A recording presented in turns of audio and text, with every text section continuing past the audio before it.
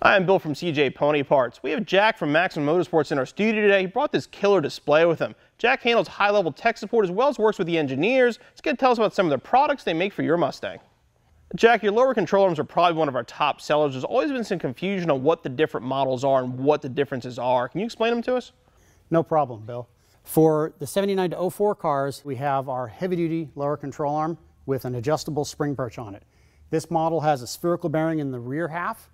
It has a three-piece polyurethane in the front half to allow easy articulation and smooth motion. The adjustable spring perch gives the owner the ability to adjust the ride height with a half-inch ratchet. They just stick it in the bottom of the control arm and they can raise and lower it easily. This is especially useful if you have a drag race car, for instance, and you take it to the strip and you put large slicks on it and you need more tire clearance.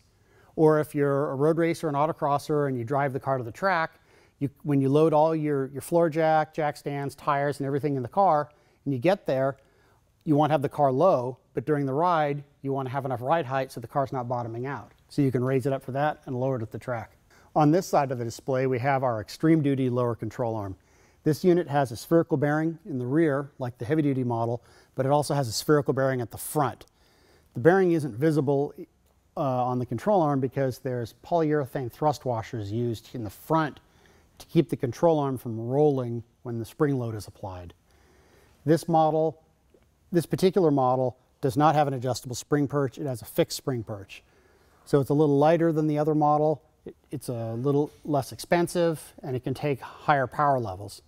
We offer combinations of extreme duty with adjustable perch or fixed perch and heavy duty with adjustable perch or fixed perch. And how's the NVH going to be on the extreme duty by getting rid of that the normal front bushing and going to that sleeve? That really depends quite a bit on the condition of the car.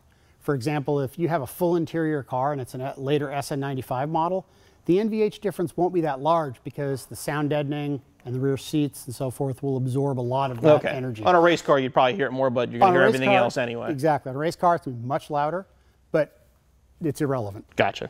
Hey, Jack, we appreciate you coming out today. Thank you for telling us about your products. If you're looking for a high-performance suspension for your late model Mustang, make sure you check out our selection of products from Maximum Motorsports.